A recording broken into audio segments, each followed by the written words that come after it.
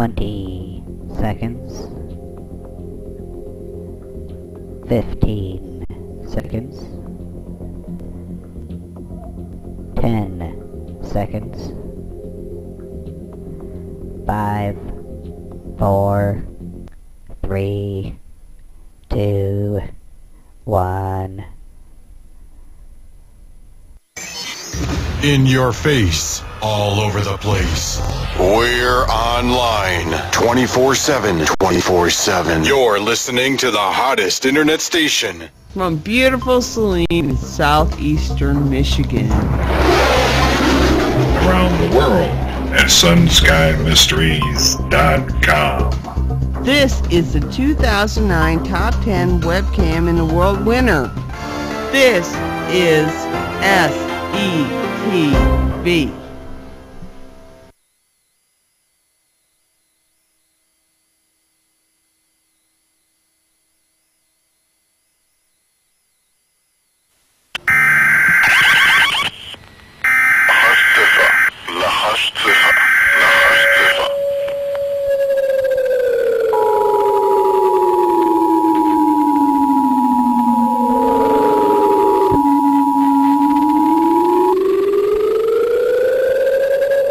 This message is transmitted at the request of the United States Office of Civil Defense. At 3:40 p.m. Pacific Standard Time, NORAD detected a long-range nuclear missile launch in North Korea. This missile is believed to be headed in the direction of the Los Angeles metropolitan area. It is believed that it will impact this area within the next 1.5 to 2 hours. All residents within a 400-mile radius of this area should seek a fallout shelter immediately. Something must be done. Wake up, America. Be hopeful and be strong. The only real effect I can have is to create the impression that things aren't as bad as they are. To give our people time, the opportunity to survive. I guess I just never realized I'd gone so far. We had lost so much control. Totalitarianism doesn't need armies.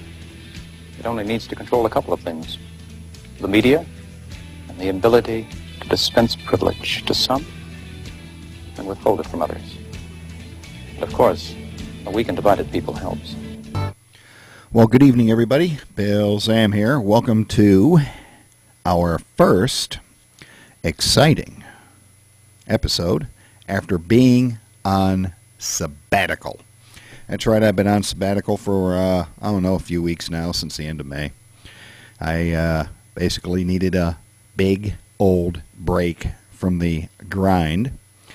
We've also been doing a lot of work at the websites, especially SalineETV.com and SunSkyMysteries.com, and, of course, our survival website, SurvivalThroughInformation.com. This is our first broadcast, as I said, after being off the air for a few weeks. There has been a tremendous amount of things going. But most importantly, you see what we're doing here is we are aiming this show at the population of the United States, my fellow citizens, because we are attempting to save our republic from the doom and gloom, and sometimes the gloom and doom, or the doom and gloom, whichever way you want to say it. And the reason why I say this is because this country, the United States of America, we have a covenant. We have a covenant with God. Whether or not you're a Christian doesn't really matter. That is basically the way it is. That's the way the whole thing started. Incidentally, I know what you're saying to yourselves. You're saying to yourselves, Bill, how come you're wearing that silly ball cap that says solar on it? Well, it has something to do with one of the topics we're going to talk about, and also my nightly bit of advice. Always wear a ball cap when you go outside, because it screws with the facial recognition software in the drones. That way they can't recognize you and track you. So I'll go ahead and take the hat off. There we go. That's much better. It's much brighter in here when I don't have the bill on the cap. Unfortunately, of course, the studio lights are now shining in my face, which is why I wear sunglasses. Now, you know, a couple of weeks ago, one of the reasons why we were on sabbatical is I was attempting to decide what direction the show should go in. And as many Christians throughout the years have, throughout the eons, have discovered, in your time of need, people abandon you. And that is a test of your faith. It is a test. It is God telling you, hey, you, I'm talking to you. Hold on. God's knocking at the door. Just like that. So anyways, I was talking to a minister, and he said, you know, Bill, let me tell you something. When you do not act, when you see our national covenant with God being violated, you are part of that violation. So you have to do something. And second, when you fail to act in the name of good, you are on the side of evil. So, not everybody has the resources that I do to be able to put on a show like this, so I am going to go ahead and continue doing the show. Yes, it's probably going to get me in a lot of trouble, but what the hell, who cares? Now, I have been collecting an awful lot of stuff, just like tons and tons of stuff that I have been sitting on. I have been very tempted to just go ahead and fire up the camera and fire up the server and everything and do a show. But I wanted to make sure that everything was in place and everything was set up just exactly the way I wanted it. I didn't want to jump the gun. So we have done a lot of technical work behind the scenes. The web page that you normally see right here, there you go. There's the Drudge Report right up there on the screen. Exit polls close, but no recall. That was a big fail.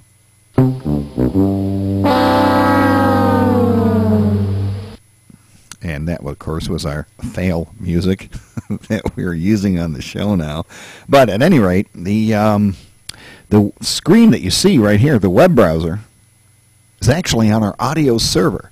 I'm sharing the screen between the two computers. It's actually, let me see. It's a program. A lot of you people might be interested in this if you're into things like Skype or something like that, where you have to share your screen.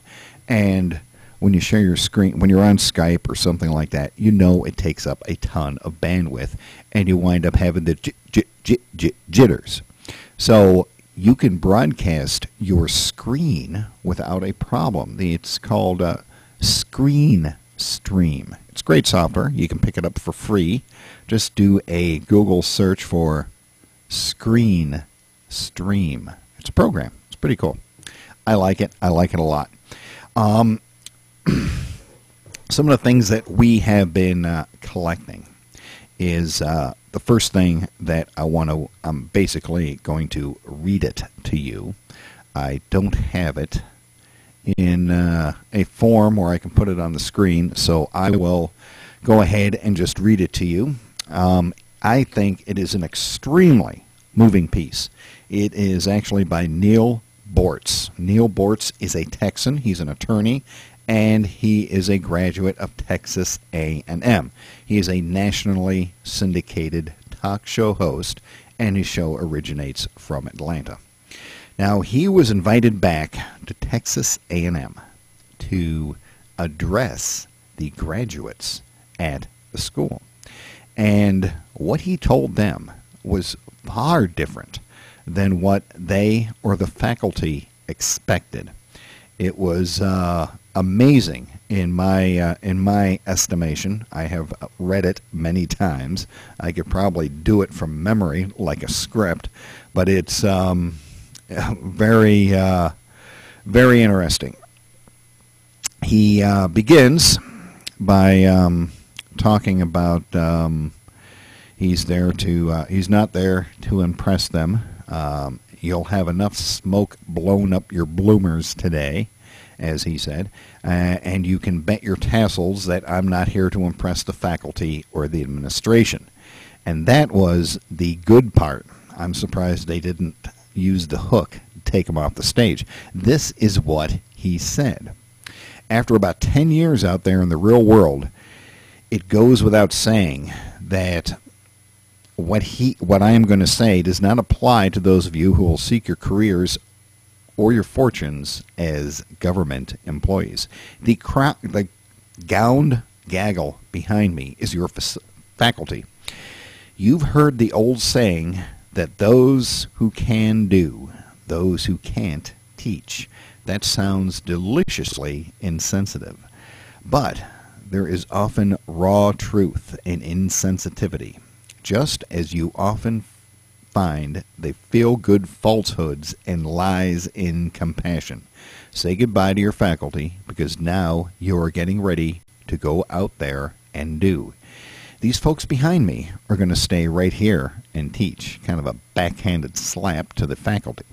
By the way, just because you leave this place with a diploma doesn't mean the learning is over. When an FAA flight examiner handed me my private pilot's license many years ago, he said, "Here is your ticket to learn." The same can be said for your diploma. Believe me, the learning has just begun, as anybody who is in their 50s knows. Now, that was my part. I'm just going to go ahead and interject my comments along the way, and you should be able to tell which is me and which is Mr. Bortz. Now, I realize that most of you consider yourselves to be liberals. In fact, you are probably very proud of your liberal views. You care so much. You feel so much. You want to help so much. After all, you're a compassionate and caring person, aren't you? Well, isn't that just so extraordinarily special? Now, at this age, it is as good a time as any to be liberal, as good a time as any to know absolutely everything. You have plenty of time, starting tomorrow, for the truth to set in. Over the next few years, as you begin to feel the cold breath of reality down your neck, things are going to start changing pretty fast, including your own assessment of just how much you really know. It's been my experience, me, Bill Zam, that I realized that in my, I would have to say, late 20s, when you got to scratch your head and go, well, that didn't turn out so good. I must be an idiot. You know what I ought to do? I ought to start a show called Surrounded by Idiots. And, of course, that's what I did. So here are the first assignments for your initial class in reality. Pay attention to the news, read newspapers, and listen to the words and phrases that proud liberals use to promote their causes. Then compare those words of the left to the words and phrases you hear from those evil, heartless, greedy conservatives. From the left you will hear, "I feel." From the right you will hear, "I think." From the liberals, you will hear references to groups, the blacks, the poor, the rich, the disadvantaged, the less fortunate. From the right, you will hear references to individuals. On the left, you will hear talk of group rights. On the right, you will hear about individual rights. That about sums it up, really. Liberals feel, liberals care. They are pack animals whose identity is tied up in group dynamics. Conservatives think, and setting aside the theocracy crowd, their identity is centered on the individual. Liberals feel that their favored groups have enforceable rights to the property and services of productive individuals. Conservatives, I among them, I might add, think that individuals have the right to protect their lives and property from the plunder of the masses. In college, you developed a group mentality, but if you look closely at your diplomas, you will see that they have your individual names on them. Not the name of your school mascot or your fraternity or your sorority, but your name. Your group identity is going away. Your recognition and appreciation of your individual identity starts now. And he goes on and on and on. Let me pick out some new things here. Your new lifelong partner is actually an agent representing a strange and diverse group of people, an agent for every teenager with an illegitimate child, an agent for a research scientist who wanted to make some cash, answering the age-old question of why monkeys grind their teeth, an agent for some poor demented hippie who considers herself to be a meaningful and talented artist but who just couldn't manage to sell any of her artwork. Your new partner is an agent for every person with limited, if any, job skills, but who wanted a job at City Hall. An agent for tin-horned dictators in fancy military uniforms grasping for American foreign aid. An agent for multi-million-dollar companies who want someone else to pay for their overseas advertising. An agent for everybody who wants to use the unimaginable power of this agent's talent for their personal enrichment and benefit. I, of course, am talking about the government. The agent is a wonderful, caring, compassionate, oppressive government. Believe me, you will be awed by the unimaginable power this agent has. Power that you do not have. Power that no individual has or will have. This agent has the legal power to use deadly force to accomplish its goals. And that, ladies and gentlemen, is a lot of what Neil Bortz said to the graduating class of Texas A&M University.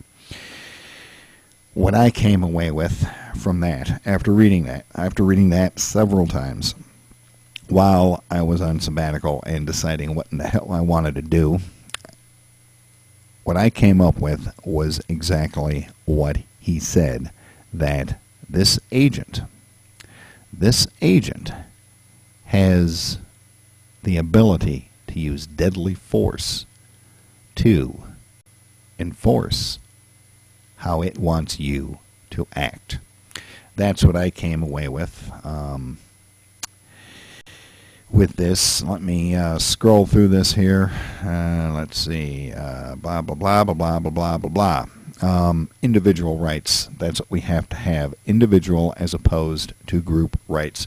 Your right to live your life the way you want it. Your right to be able to worship anywhere and any place that you want to without having somebody else's religion forced upon you like we're seeing now.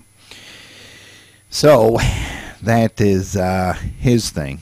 Now, another important aspect of what's going on in the country is something the exit polls in Wisconsin, notwithstanding, is a tax loophole. And I'm sure you've heard this before, but here we are in June, in the middle of the tax year and everything, and everybody's not even thinking about, their tax returns and things like that. So now would be a good time to bring this up, because there are millions of illegal tax workers, alien workers, that are getting bigger tax refunds than you. That's right. People that are not even citizens of this country that are working here, and they get a bigger tax refund than you do. That's because illegal workers are utilizing a tax loophole that provides billions of dollars in tax credits to millions of undocumented workers. And in many cases, these are people who have never even stepped foot in the United States. The guy that reported this, his name is Bob Siegel. He is with WTHR-TV in Indianapolis. Do a Google search, find the report, and listen to it for yourself. Everyone who works in the United States, even those working illegally, must report their income and pay taxes. Illegal workers pay through an individual taxpayer identification number. Illegal workers are using a tax loophole to get gigantic refunds. In fact, more money comes back to them than they pay in taxes through what is called the Additional Child Tax Credit. These illegal workers are claiming credit not only for their own children, but for nieces and nephews who live in Mexico and other countries and have never even been to the United States. This adds up to 2.2 million illegal workers filing for this tax credit every year, and the cost to you and me is $4.2 billion in 2011. And here's the real kicker. The Internal Revenue Service knows all about it, and according to Mr. Siegel, there in Indianapolis, they've decided to do nothing about it. So, in fact, there is, no hope and change for you and me. Earlier this week, it might have actually been last week,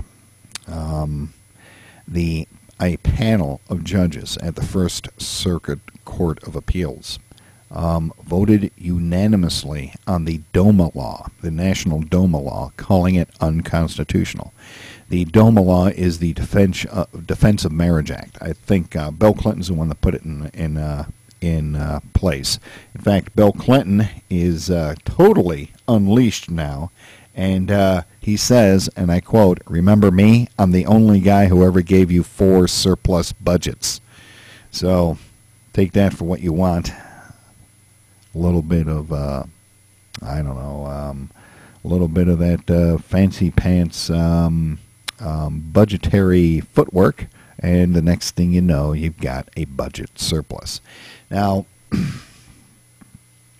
under the DOMA law, the Defense of Marriage Act, as I was saying, they have decided to call it unconstitutional, and they said in their opinion, we need this to go to the Supreme Court so they can take a look at this. So that is probably exactly what's going to happen, probably later on this year or the early part of next year. It's going to go to the Supreme Court, the DOMA, Defense of Marriage Act, because apparently what they are saying is that if you live in, say, let's take Michigan and Ohio. If Michigan says marriage is a covenant between a man and a woman, nothing else. And Ohio says, you know what? Anybody can get married. You can get married to your fish. You can marry a guy. A girl can marry a girl. Who the heck cares? We're going to recognize all of them. The Defense of Marriage Act forces the state of Michigan to also recognize the state of Ohio's laws. That's what they said was unconstitutional. It boils down to states' rights. It's a very, very narrow little path that the federal government can walk on something like this. In other news, over the past 3 years, there are laboratories that are secretly creating human-animal hybrid embryos under the guise of curing diseases. As unbelievably crazy as that sounds, the story is hitting the news because a committee of scientists in London is warning of a real Planet of the Apes scenario where scientists could create hybrid creatures that could rapidly spiral out of control, and then you know what happens.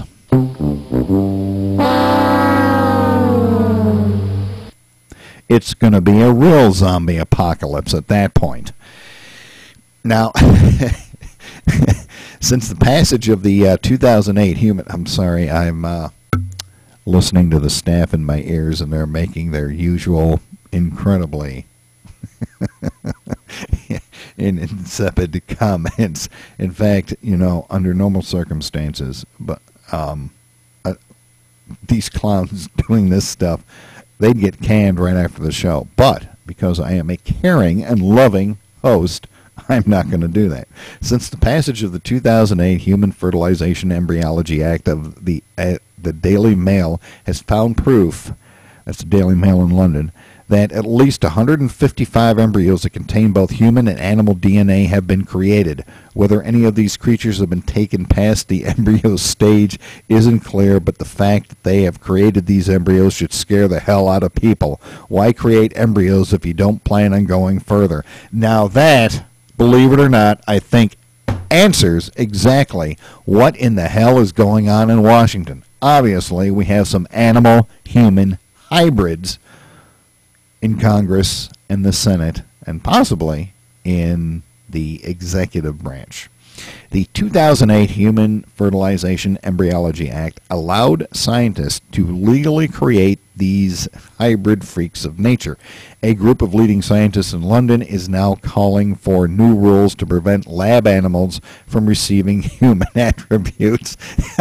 You just tell my cats that, they're going to be pissed off. What do you mean we're not allowed to have human attributes anywhere? Sorry, government says you're not allowed to act like people anymore. So get your ass in the cat box and eat some cat food. Leave me alone. Okay. Martial law. See, this, and this is one of the reasons why I wasn't going to put this show on YouTube anymore, but we're far enough into the show now where everybody's probably tuned out and nobody's going to pay attention. See, it wouldn't be martial law at first. Think some type of super flu being released in the United States. This would lead to the shutdown of air travel to contain the bug. Then, as the majority of Americans lay sick or dying, roll out the troops. The majority of Americans in the areas hardest hit will be begging for the federal government to help. Most military servicemen and women will believe that they were there to provide medical support and protection from looters.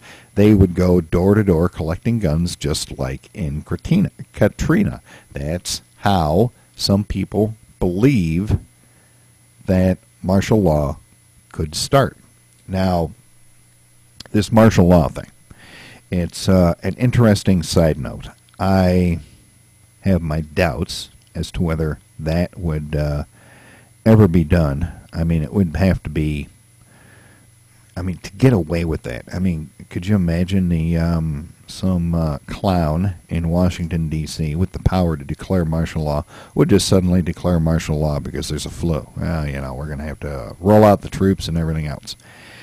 However, with the NDAA and the executive orders now that have been signed, we see the real possibility that this could be misused. I'm not saying the present guy could misuse it. This is something that I've always thought about, and that is that's this, that this guy might have a heart of gold. He might be an angel. He might be, in fact, seriously, the anointed one. He might, be sent from on high. And they put all these things in place and whatnot, and they are tools that can be used in a state of emergency. However, what about the next guy, or the guy after that? What if one of those guys turns out to be evil? Then what are you going to do? What if this clown, the next clown says, hey, look here, I got this executive order that President Bush signed, and says right here I can declare martial law anytime I want to. So here's what we're going to do. We're going to go ahead and dissolve the Senate and the Congress because, we don't need them anymore, and quite frankly, they're a danger to the United States. So we're going to dissolve them, and I'm going to go ahead and make all the decisions now. And by the way, the troops are going to be at your door to collect your guns in about 10 minutes. What do you mean, Second Amendment? We're suspending that. Have a nice day.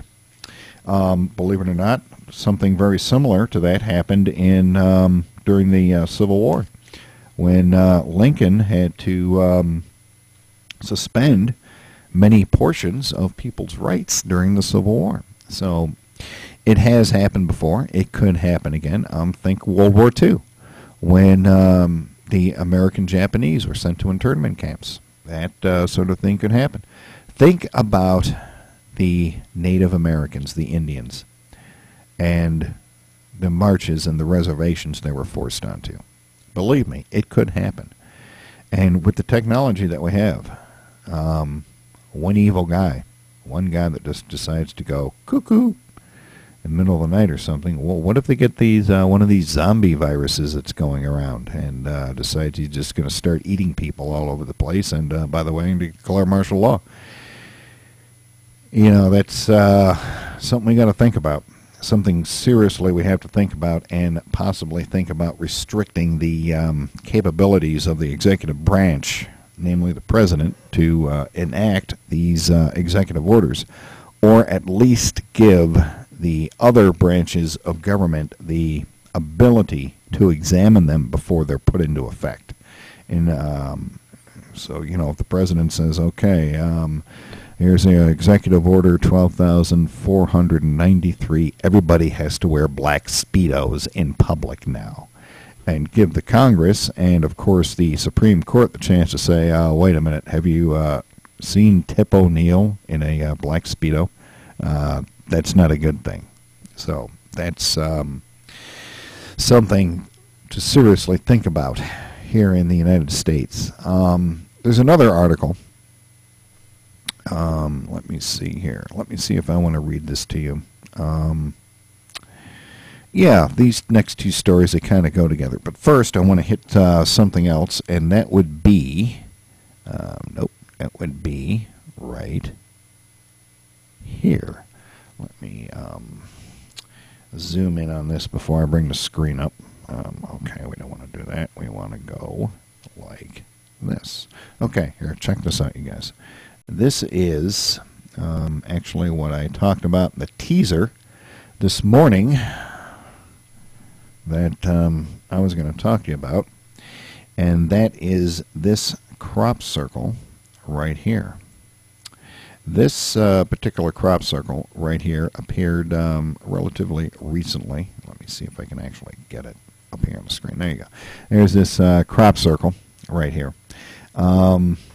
This is apparently, according to people at various websites, Crop Circle Connector being one of them, that this represents what is called a polar clock.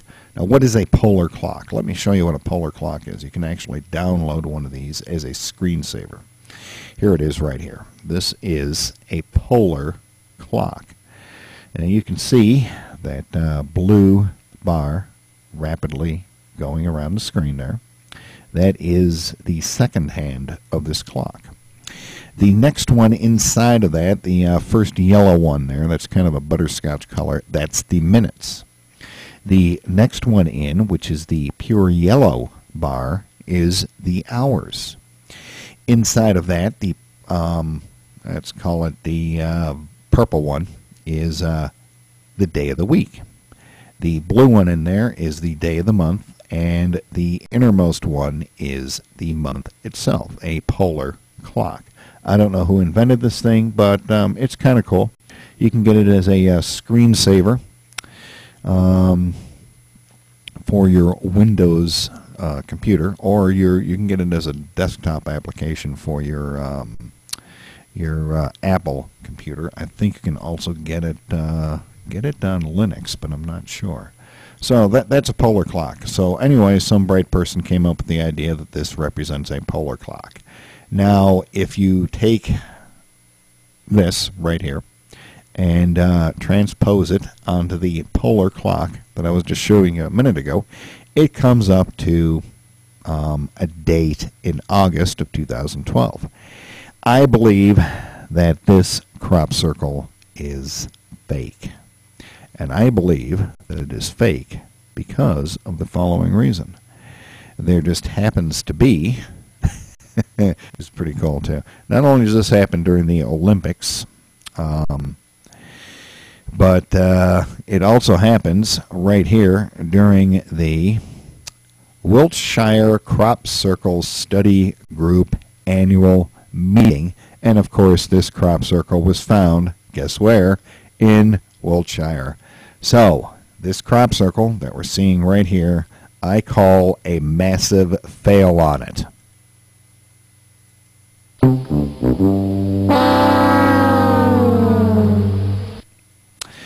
And there you go. Also, somebody has come up with a great Google map of all of the different zombie instances where people have been biting the lips off of cats, eating other people, eating their wives, their husbands, whacking people over the head, cutting their eyeballs out, eating their brains, cutting their fingers off, eating the fingers, roasting various body parts and whatnot, and a bunch of other stuff. Whether this is misdirection or what have you, who the heck knows? But onto some more serious stuff. But before we get to that, let's take a look at this website right here. I'm just going to go ahead and wait for it to come on around. The USA Today on deadline. Breaking news and must-read stories. The controversial Barack Hussein Obama statue in Indonesia is removed from the park after protests. And there you go. You can see the statue being carted off because the Indonesians are apparently pissed off at President Obama. So there you go. Over here on this website, this summer, according to this guy, let's see, who the heck is this? World Bank President Robert Zoellick. Now, we have been, if you go to the Seleni TV site, you will see a statement that he made as one of the posts. I think it's on the front page still at the website. You can probably see it there. This guy says that this coming summer, 2012, has an eerie echo of pre-Lehman. And that is, if you remember, what set off this latest recession that we are having. And while I'm at it, I will mention that not only is this our latest recession, but it appears that things are slowing down again. The economy added basically no jobs. The orders for durable goods is down 1.8%. One thing that I will tell you, and I have noticed this, and everybody that I have explained this to invariably says, you're full of crap, Bill. And then after a while, they notice that I'm right, and they say, Bill, you're right about that. And that's this. You watch in the business that you work in, if you're lucky enough to be one of those people that are still working to support everybody else, or anything else that you do, let's call it socially, but specifically where you work. Factory order, if you work in a factory, in a regular business, that sort of thing. This is going in cycles. When we hit a certain point in the cycle, business stops dead. I've seen it a bunch of times. And it happens every single time. And that point is when gasoline gets to $4 a gallon. The economy skids to a stop, because that appears to be the breaking point for a lot of people's budgets. It appears to be the breaking point for a lot of manufacturers that have to buy fuel in order to be able to deliver products, to manufacture products, to purchase products, and everything else. It appears, well, since at least 2008 that I've noticed, that once that gasoline hits a certain point, puts the brakes on the economy. And it doesn't really start getting back to normal. The economy really doesn't start igniting, if you will, until gas gets substantially lower. I'd have to say probably lower than $3 a gallon. Until it gets below $3 a gallon, you're going to be seeing the same thing that we're seeing now. We're going to see everything slow as a dog. And believe it or not, what we're seeing now, a really lackluster president with a misery index has happened before in this country, and I'm not talking about Jimmy Carter. All you have to do is examine history. We have had instances where there have been recessions, and a new president comes in, decides to do two things: cut government spending a lot and lower taxes. And all of a sudden the economy rebounds back. And then you go into another recession, and the next clown that comes in decides we're going to spend our way out of it and raise taxes, by the way. And the recession becomes a depression. And that is what we are seeing happening right now.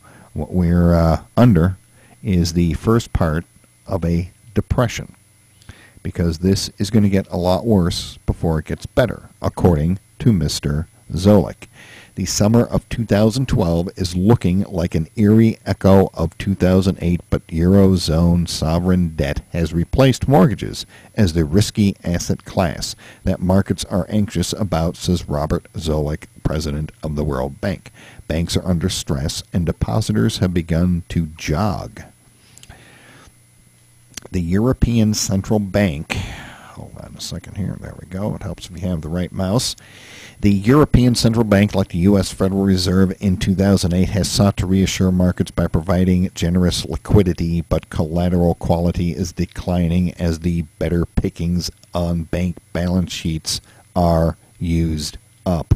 Now, today, there was an emergency meeting of, what was it, the G8, I believe, an emergency meeting to discuss because the Greeks, the Spanish, Portugal, and who else did I read earlier today that is having problems? Hold on a second here. Let me go over here and see if I can, let's see. I don't recall what other country in Europe is now also having extremely bad problems. We are facing the same thing that we were facing in 2008. And for those of you who follow things like this, here's another sign of the apocalypse. The locusts are swarming in Libya. And that should put the fear of God in a lot of people. The locusts are swarming. Here comes the next biblical prophecy coming true right after the zombie attacks. Where was I? Oh, yes. I was fixing to read you guys this. America has gone totally and utterly wrong. When I look around me, I know that America has gone totally and utterly wrong. I can critically watch media broadcast and easily pick out the errors of omission, misdirection, and outright lies. I can see corporations and sold-out politicians that want total control of our populace from birth to death. I see a massive percentage of our young people that are completely uneducated and unemployable. And then there's the government. The truth is, we no longer have a government. We have a mafia pretending to be a government. And this mafia is attacking us, looting the treasury and gathering up the real assets, like all the land. Take a look at the amount of land that the federal government owns now. It's one of the basic fundamental shortcomings of man. Absolute control brings absolute corruption, and these people have far too much control. At some point, we have to bring in a broom and clean house. If this mafia refuses to allow free and fair elections, I predict that a number of Americans will fight at some point. Thomas Jefferson addressed periodic revolution quite nicely when he said, "The tree of liberty must be refreshed from time to time with the blood of patriots and tyrants." Maybe we will once again be fighting for independence on this 4th of July, an important date for the wars that have been fought on American soil, I think.